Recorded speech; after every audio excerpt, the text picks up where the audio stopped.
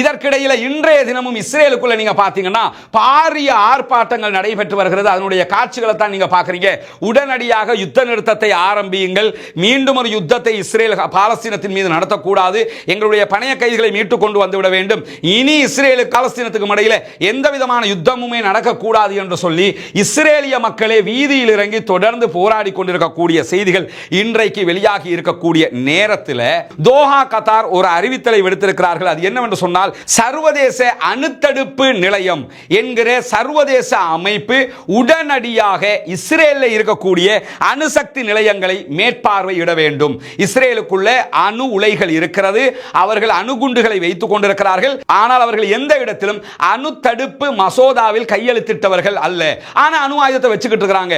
அணு ஆயுதம் இருக்கக்கூடிய நாடுன்னு அவங்க சொல்லவும் இல்லை. இஸ்ரேல் எப்படி இருக்கிறாங்கன்னா, அணு ஆயுதம் இருக்குது, அணு ஆயுதத்தை இல்லாமல் ஆக்குவோம் என்று அவங்க கையெழுத்து போடவும் இல்லை. அமெரிக்கா கையெழுத்து போடல, ரஷ்யா கையெழுத்து போடல, இவங்களும் கையெழுத்து போடல. அணு ஆயுதம் வச்சுக்கிட்டு இருக்கிற எந்த நாடும் அதுல கையெழுத்து போடல. இஸ்ரேலை பொறுத்தவரை அணு ஆயுதம் இருக்குன்னு அறிவிக்கவும் இல்லை, இல்லைன்னு சொல்லவும் இல்லை. ஆனா அவங்க கிட்ட அணு ஆயுதம் இருக்குங்கிறது எல்லோருக்குமே தெரியும். கத்தாருடைய கோரிக்கை இப்ப என்னன்னு கேட்டா, இஸ்ரேல்கிட்ட இருக்கக்கூடிய அணு ஆயுதங்கள், இஸ்ரேலிடம் இருக்கக்கூடிய அணு ஆயுத நிலையங்கள், அணு தயாரிப்பு நிலையங்கள், அணு உற்பத்தி நிலையங்கள் எல்லாத்தையுமே சர்வதேச அணு ஆராய்ச்சி மையம் ஈரானுக்குள்ள சென்று எப்படி ஆய்வு நடத்தினார்களோ, எப்படி கண்காணித்தார்களோ, அதே போன்று தீவிரமாக கண்காணிக்க வேண்டும் என்ற அரபு நாடுகள் நாங்கள் எல்லாருமே அணு ஆயுதத்தை தடுக்கணும்ங்கிறதுல கையெழுத்து போட்டிருக்கிறோம். ஆனா இவங்க கையெழுத்து போடாம இருக்கிறாங்க. எனவே இவர்களை நீங்கள் ஆய்வு செய்ய வேண்டும் என்று இதை ஈரான் சொல்லல, வேற எந்த நாடும் சொல்லல. அதிரடியாக கத்தார் இந்த கருத்துக்களை சொல்லி இருப்பது சர்வதேச அரங்கில மிக முக்கியமான ஒரு பேசுபொருளாக மாறி இருக்கிறது.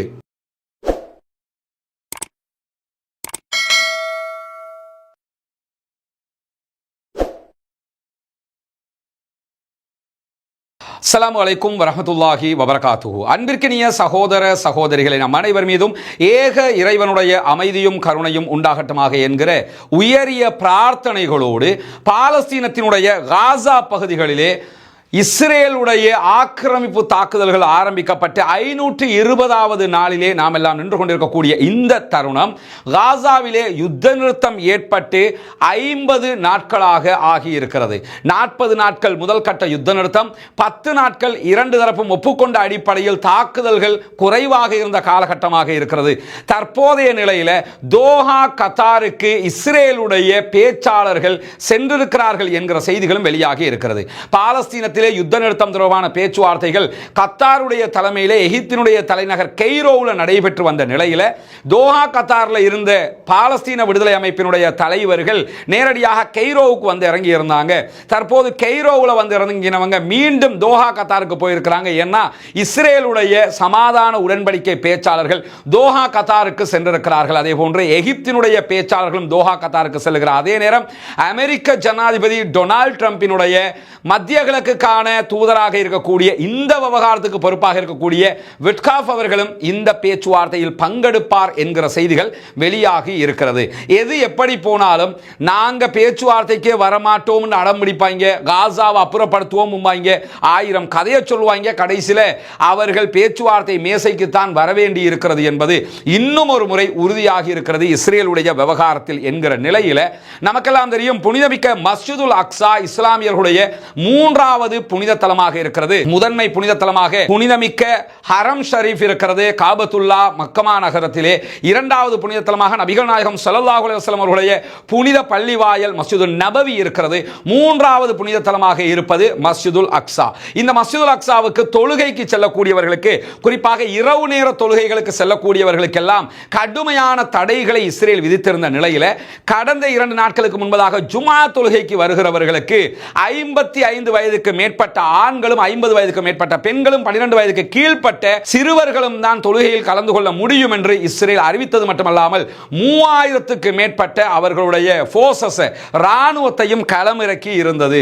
எல்லாவற்றுக்கும் மேலாக தொழுகைக்கு வருகிறவர்கள் முழுமையான சோதனைக்குட்படுத்தப்பட்டு தான் உள்ளே எடுக்கப்படுவார்கள் என்கிற செய்திகள் எல்லாம் சொல்லப்பட்டிருந்த நிலையில வெஸ்ட் பேங்க்ல இருக்கக்கூடிய, ஜெருசலத்தில் இருக்கக்கூடிய பாலஸ்தீன மக்கள் ரமதானுடைய முதலாவது ஜுமாவினுடைய தொழுகையில சுமார் 90,000 பேர் கலந்து கொண்டார்கள் என்கிற மகிழ்ச்சியான செய்தி வெளியாக இருக்கிறது. இங்க எனக்கு பின்னால் இருக்கக்கூடிய இந்த காட்சியை நீங்க பார்க்கலாம். முழுவதுமாக மக்கள் திரள் நிரம்பி இருக்கக்கூடிய காட்சிகள். முதல் நாளே பள்ளிவாசலுக்கு வர ஆரம்பித்து விட்டார்கள். முதல் நாள் இரவு தொழுகையில கலந்து கொண்டாங்க, அப்படியே பள்ளிவாசல தங்கி இருந்தாங்க. அடுத்த நாள் ஃபஜ்ர் தொழுகையில் கலந்து கொண்டு விட்டு அப்படியே ஜுமா தொழுகையிலும் பங்கெடுக்கிற விதமாகத்தான் மக்கள் பங்கெடுத்திருந்தார்கள். அக்டோபர் 7ஆம் தேதி கடந்த 2013 அன்று இஸ்ரேலுக்கும் பாலஸ்தீன விடுதலை ராணுவத்துக்கும் இடையிலே ஏற்பட்ட யுத்தத்தில் ஆரம்பித்து முதல் தடவையாக மஸ்ஜிதுல் அக்ஸாவில் 90,000 பேர் ஜுமாவிலே கலந்து கொண்டிருக்கிறார்கள் என்கிற செய்திகளை நம்ம கேட்கிறோம். இறுதியாக 70,000 பேர் ஜுமாவிலே கலந்து கொண்டிருந்த நிலையில தான் இப்பொழுது கட்டுக்கடங்காத கூட்டமாக இவ்வளவு மக்கள் பங்கெடுத்துக் கொண்டிருக்கிறார்கள். என்னதான் அடக்குமுறைகளை இஸ்ரேல் செய்து கொண்டிருந்தாலும் பாலஸ்தீன மக்களை பொறுத்தவரையில் அவர்கள் எப்பொழுதுமே அவர்களுடைய உரிமைக்காக போராடக்கூடியவர்களாக இருக்கிறார்கள் என்பதை இதிலிருந்தும் நாம் புரிந்து கொள்ள முடிகிறது. இன்றைய தினமும் மஸ்ஜிதுல் அக்ஸாவுக்குள் நுழைந்த இஸ்ரேலுடைய குடியேறிகள் செட்லர்ஸ் அங்கு அவர்களுடைய மத வழிபாடுகளை செய்து குழப்பத்தை ஏற்படுத்தி இருந்த நிலையிலையும் அதையும் பொருட்படுத்தாமல் பாலஸ்தீன மக்கள் மஸ்ஜிதுல் அக்ஸாவுக்காக போராடி கொண்டே இருக்கிறார்கள். இப்படியான நிலையில் தான் வெஸ்ட் பேங்க்ல இருக்கக்கூடிய இப்ராஹிம் மசூதி கடந்த சில நாட்களுக்கு முன்பதாக இஸ்ரேலிய ஆக்கிரமிப்பு ராணுவத்தினால் மொத்தமாக தீ வைத்து எரிக்கப்பட்டது. பள்ளிவாசலுடைய வெளித்தோற்றத்தை நீங்க பாக்குறீங்க. உள்ளுக்குள்ள இருந்த எல்லா பகுதிகளையுமே இஸ்ரேலிய போர்சஸ் எரிச்சிட்டாங்க. ஜெனின் பகுதிகளில் சுமார் 8 பள்ளி வாயிலை தீ வைத்து எரித்திருக்கிறார்கள். தற்போது ஜெனின் உள்ளிட்ட இப்ராஹிம் மசூதி உள்ளிட்ட பகுதிகளில் ரமலான் காலத்தில் கூட பாங்கு சொல்வதற்கும் தொழுகை நடத்துவதற்கும் இஸ்ரேலிய ஆக்கிரமிப்பு படைகள் தடை விதித்திருக்கிறார்கள் என்கிற செய்திகளும் வெளியாகி கொண்டிருக்கிற உலகத்தில் மனிதர்களுக்கு சாதாரணமாக கிடைக்கக்கூடிய உரிமைகள் ஒன்றுதான் அவர்களுடைய மத உரிமை என்பது. அதையே இஸ்ரேல் பறித்து கொண்டிருக்கிறது என்கிற கவலைக்குரிய செய்திகளை இன்னைக்கு நம்ம பார்க்க முடிகிறது. பாலஸ்தீன மக்கள் புனிதமிக்க ரமலானுடைய காலத்தில் தொழுகைக்காக பள்ளிவாசல்களுக்கு செல்ல முடியாத நிலையெல்லாம் உண்டாகி இருக்கிறது. வல்ல ரஹ்மான் தான் அவர்களுக்கு அருள் புரிய வேண்டும். இப்படியான நிலையில போர் நிறுத்த பேச்சுவார்த்தைகள் இஸ்ரேலிய குழு தோஹா கத்தாருக்கு சென்றிருக்கிறது என்கிற செய்திகளை நம்ம பார்த்திருக்கிறோம். எதிர்வருகிற செவ்வாய்க்கிழமை மாலைக்குள் தோஹா கத்தாருக்கு அமெரிக்காவினுடைய தூதுவர் விட்காஃப் அவர்களும் பேச்சுவார்த்தையில் கலந்து கொள்வதற்காக சென்று விடுவார் என்று அமெரிக்க ஊடகங்கள் இன்றைக்கு செய்தி வெளியிட்டிருக்கக்கூடிய நேரத்தில் இந்த யுத்த நிறுத்த பேச்சுவார்த்தைகளின் போது விடுதலை செய்யப்பட்ட 2 சகோதரர்களை மீண்டும் இஸ்ரேலிய ஆக்கிரமிப்பு ராணுவம் கைது செய்திருக்கிறார்கள் என்கிற கவலைக்குரிய செய்திகள் வெளியாகி இருக்கிற அதே நேரம் இன்றைக்கு இஸ்ரேலிய ஆக்கிரமிப்பு ராணுவம் காசா பகுதிகளில் நடத்தி இருக்கக்கூடிய தாக்குதல்களில் 2 அப்பாவிகள் கொல்லப்பட்டிருக்கிறார்கள், ஷஹீதாகி இருக்கிறார்கள்.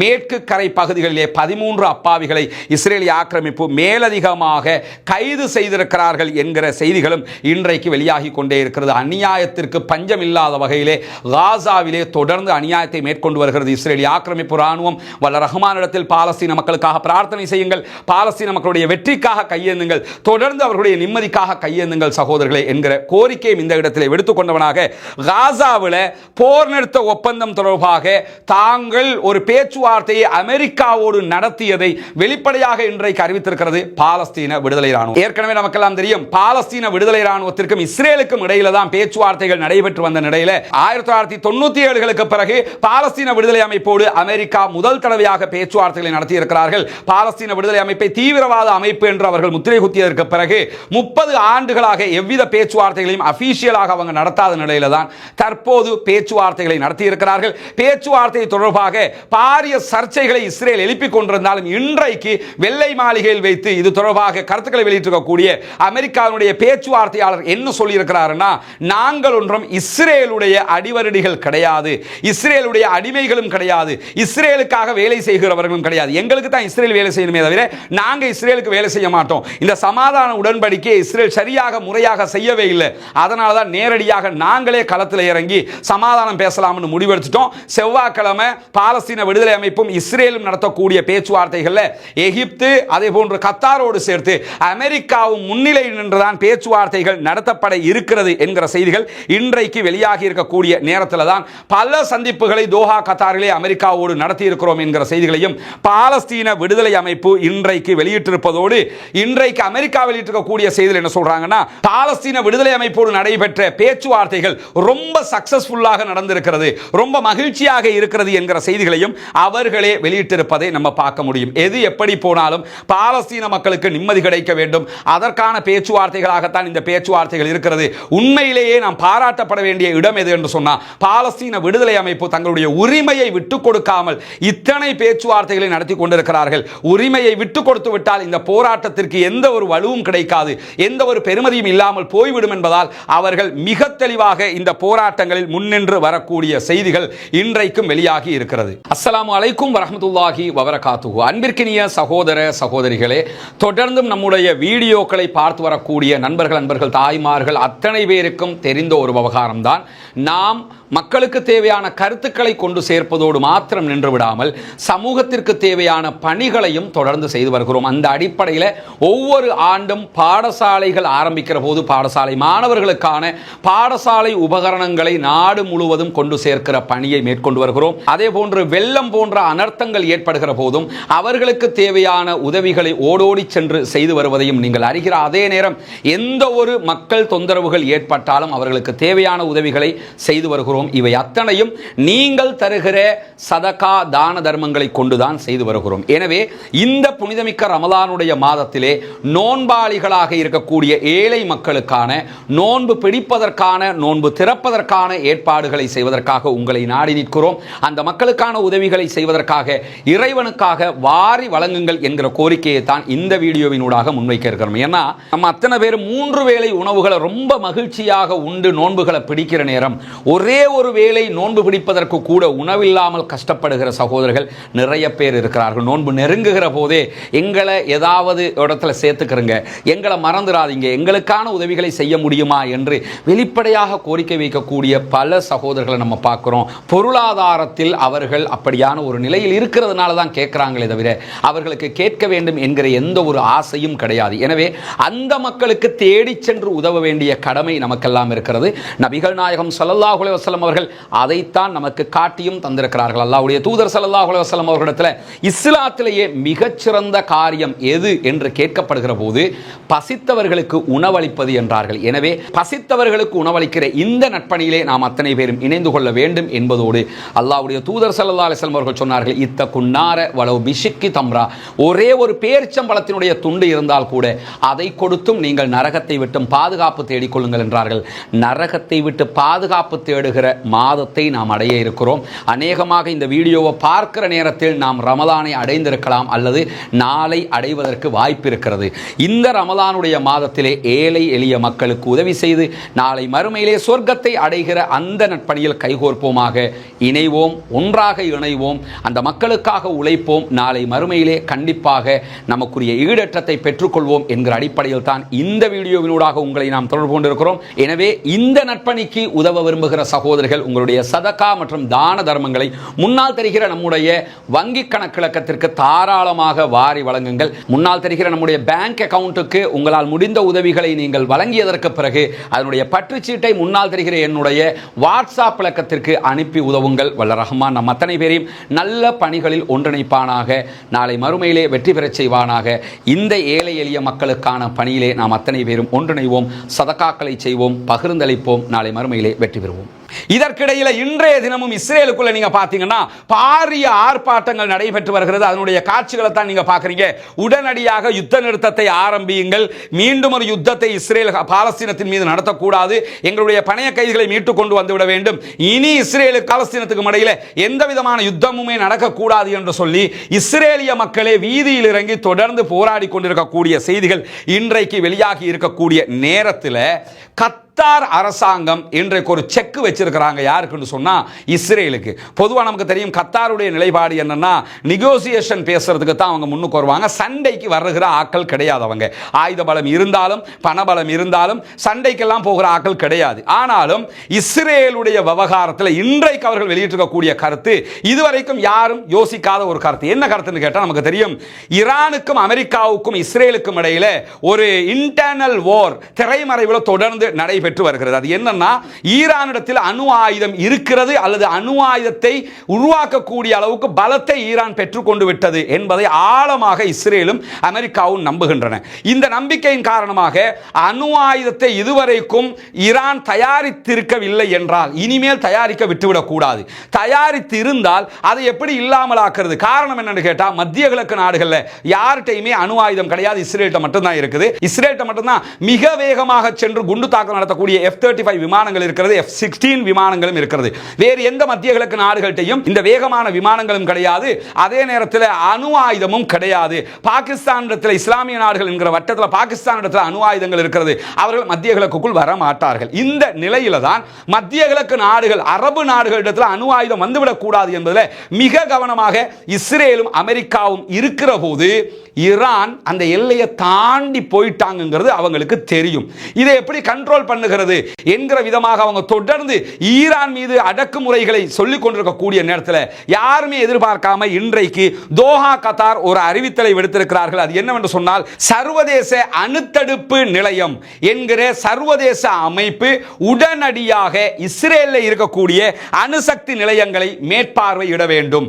இஸ்ரேலுக்குள்ள அணு உலைகள் இருக்கிறது, அவர்கள் அணுகுண்டுகளை வைத்துக் கொண்டிருக்கிறார்கள். ஆனால் அவர்கள் எந்த இடத்திலும் அணு தடுப்பு மசோதாவில் கையெழுத்திட்டவர்கள் அல்ல. ஆனா அணு ஆயுதத்தை வச்சுக்கிட்டு இருக்காங்க. அணு ஆயுதம் இருக்கக்கூடிய நாடுன்னு அவங்க சொல்லவும் இல்லை. இஸ்ரேல் எப்படி இருக்கிறாங்கன்னா, அணு ஆயுதம் இருக்குது, அணு ஆயுதத்தை இல்லாமல் ஆக்குவோம் என்று அவங்க கையெழுத்து போடவும் இல்லை. அமெரிக்கா கையெழுத்து போடல, ரஷ்யா கையெழுத்து போடல, இவங்களும் கையெழுத்து போடல. அணு ஆயுதம் வச்சுக்கிட்டு இருக்கிற எந்த நாடும் அதுல கையெழுத்து போடல. இஸ்ரேலை பொறுத்தவரை அணு ஆயுதம் இருக்குன்னு அறிவிக்கவும் இல்லை, இல்லைன்னு சொல்லவும் இல்லை. ஆனா அவங்க கிட்ட அணு ஆயுதம் இருக்குங்கிறது எல்லோருக்குமே தெரியும். கத்தாருடைய கோரிக்கை இப்ப என்னன்னு கேட்டா, இஸ்ரேல்கிட்ட இருக்கக்கூடிய அணு ஆயுதங்கள், இஸ்ரேலிடம் இருக்கக்கூடிய அணு ஆயுத நிலையங்கள், அணு தயாரிப்பு நிலையங்கள், அணு உற்பத்தி நிலையங்கள் எல்லாத்தையுமே சர்வதேச அணு ஆராய்ச்சி மையம் ஈரானுக்குள்ள சென்று எப்படி ஆய்வு நடத்தினார்களோ, எப்படி கண்காணித்தார்களோ அதே போன்று தீவிரமாக கண்காணிக்க வேண்டும் என்ற அரபு நாடுகள் நாங்கள் எல்லாருமே அணு ஆயுதத்தை தடுக்கணும்ங்கிறதுல கையெழுத்து போட்டிருக்கிறோம். ஆனா இவங்க கையெழுத்து போடாம இருக்கிறாங்க. எனவே இவர்களை நீங்கள் ஆய்வு செய்ய வேண்டும் என்று இதை ஈரான் சொல்லல, வேற எந்த நாடும் சொல்லல. அதிரடியாக கத்தார் இந்த கருத்துக்களை சொல்லி இருப்பது சர்வதேச அரங்கில மிக முக்கியமான ஒரு பேசுபொருளாக மாறி இருக்கிறது. இப்படியான நேரத்தில் தான் கடந்த ஒரு 3-4 நாட்களாக ஒரு சர்ச்சைக்குரிய விவகாரம் பேசப்பட்டு கொண்டே இருக்கிறது. நம்ம வீடியோவில் அதை சொல்லல. என்னன்னா, ஈரானுடைய பதில் வர வரைக்கும் நம்ம பேசாமலே இருந்தோம். ஈரான் தற்போது பதில் அளித்திருக்கிறார்கள். என்ன பதில் அளிச்சிருக்கிறாங்கன்னா, முதல்ல என்ன பிரச்சனை தெரிஞ்சுக்கிறேன். பிரச்சனை என்னன்னு கேட்டா, கடந்த ஆட்சியில் டொனால்ட் ட்ரம்ப் ஜனாதிபதியாக இருக்கும்போது அதற்கு முன்பதாக ஜனாதிபதியாக இருந்த ஒபாமா என்ன பண்ணினார் என்று சொன்னா, ஈரானோடு ஒரு ஒப்பந்தம் மேற்கொண்டிருந்தார். அணு ஆயுதங்களை தடுப்பதற்கான ஒப்பந்தம், அதே போன்று ஆபத்தான ஆயுதங்களை தடுப்பதற்கான ஒப்பந்தம் என்று சொல்லி ஒரு ஒப்பந்தத்தை அவர் செஞ்சிருந்தார். அந்த ஒப்பந்தம் நடைமுறையில் இருந்தது. கடந்த முறை ஆட்சிக்கு டொனால்ட் ட்ரம்ப் வந்த நேரத்தில் அந்த ஒப்பந்தத்தை கிழிச்சு வீசி விட்டார். இனிமே உங்களோட எல்லாம் ஒப்பந்தம் கிடையாது, வர்றதை பார்த்துக்குவோம், ரெண்டு லோடு பார்ப்போம், இதே மாதிரி நடந்துகிட்டு இருந்தார். அதற்கு பிறகு டொனால்ட் ட்ரம்ப் தோத்து போயிட்டார். ஜோ பைடன் ஆட்சிக்கு வந்தார். ஜோ பைடனுடைய ஆட்சி காலத்திலையும் எந்த ஒரு வழிமுறைகளையும் ஈரான வழிக்கு கொண்டு வர முடியலைங்க. அப்படி இருக்கும்போது இப்ப டொனால்ட் ட்ரம்ப் ஆட்சிக்கு வந்ததுக்கு பிறகு திரும்ப என்ன பண்றாருன்னா, ஒரு கடிதம் ஒன்று அனுப்பி இருக்கிறாரு ஈரானுக்கு. வாங்க நம்ம ஒரு நெகோசியேஷனுக்கு வந்துக்கிறோம், ஒரு ஒப்பந்தத்துக்கு வந்துக்கிறோம், அணு ஆயுதத்தை தடுக்கணும். நம்ம அவங்க அணு ஆயுதத்தை வச்சுக்கிருவாங்க, இவங்க வச்சுக்கிற கூடாதுங்கிறதுக்காக அணு ஆயுதத்தை தடுப்போம், ஆபத்தான ஆயுதங்களையும் தடுப்போம், அப்படி ஒரு ஒப்பந்தத்தை போட்டுக்கிறோம் ஒரு கடிதத்தை எழுதினாரு. அந்த கடிதம் ஈரான் அரசாங்கத்திற்கு நேற்றைய தினம் கிடைத்திருந்தது. இன்றைக்கு ஈரான் அரசாங்கத்தினுடைய அதி உச்ச தலைவராக இருக்கக்கூடிய ஷியா மத தலைவர்களில் மிக முக்கியமானவராக இருக்கக்கூடிய ஆயத்துல்லா அலி ஹாமனி கடிதத்தை கிழிச்சு குப்பை தொட்டில போட்டுட்டாரு. இனிமே அந்த கடிதத்தை பத்தி பேசி வேலையில் அமெரிக்காவோட எந்த பேச்சுவார்த்தையும் கிடையாது. நீங்க பேச்சுவார்த்தைக்கு கூப்பிடுறது ஒன்றும் அணு ஆயுதத்தை தடுத்து எங்களுக்கு நலவு செய்யணுமோ வேற யாருக்கு நலவு செய்யணுமோங்கிறதுக்கு இல்லை. உங்களை விட ஆயுதம் எங்கள்கிட்ட வந்துடக்கூடாது, உங்களை தாக்குகிற அளவுக்கு நாங்கள் ஆயுத ரீதியாக பலம் பெற்றக்கூடாது, எங்க கிட்ட எந்த வளமும் வந்துடக்கூடாதுங்கிறதுக்காகத்தான் செய்றீங்க.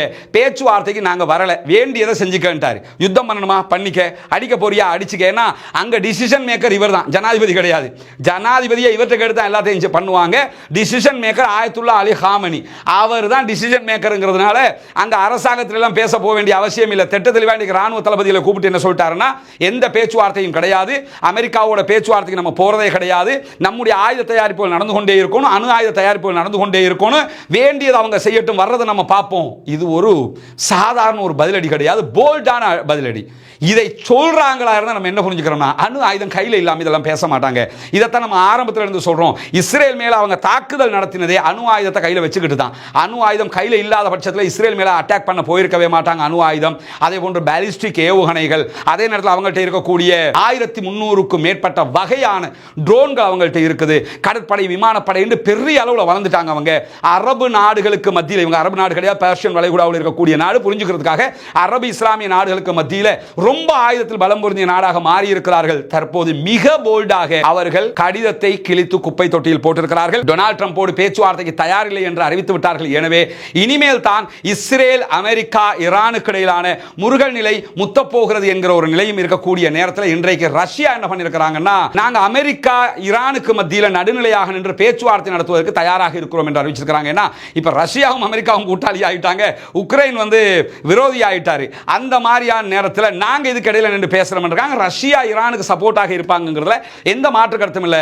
ஆனா ஆயத்துல்லா அலி காமனியினுடைய இந்த பதிலடிங்கிறது ஒரு செருப்படியாக மாறி நிற்கிறது. போல்டாக கடிதத்தை கிழிச்சு வீசிவிட்டு நாங்கள் பேச்சுவார்த்தைக்கு வரமாட்டோம்ட்டாரு. உண்மையிலேயே வாழ்த்த தகுதியான ஒரு அறிவிப்பாக இது இருக்கிறது. பொறுத்திருந்து பார்ப்போம் என்னவெல்லாம் நடக்கிறது என்பதை. இன்றைக்கு வெளியாக இருக்கக்கூடிய காசா மற்றும் மத்திய கிழக்கினுடைய செய்திகளை தான் நம்ம இன்னைக்கு பார்த்திருக்கிறோம். தொடர்ந்தும் பாலஸ்தீன மக்களுக்காக பிரார்த்தனை செய்யுங்கள், அவர்களுக்காக அல்லாஹ்விடத்தில் கையேந்துங்கள். அந்த மக்களுடைய நிம்மதிக்காக அல்லாஹ்விடத்தில் பிரார்த்தனை செய்கிற அதே நேரத்தில் பாலஸ்தீன மக்களுக்காக ஜனநாயக ரீதியாகவும் குரல் கொடுப்போமாக. வாஹிர் தஅவானா அல்ஹம்துலில்லாஹி ரப்பில் ஆலமீன்.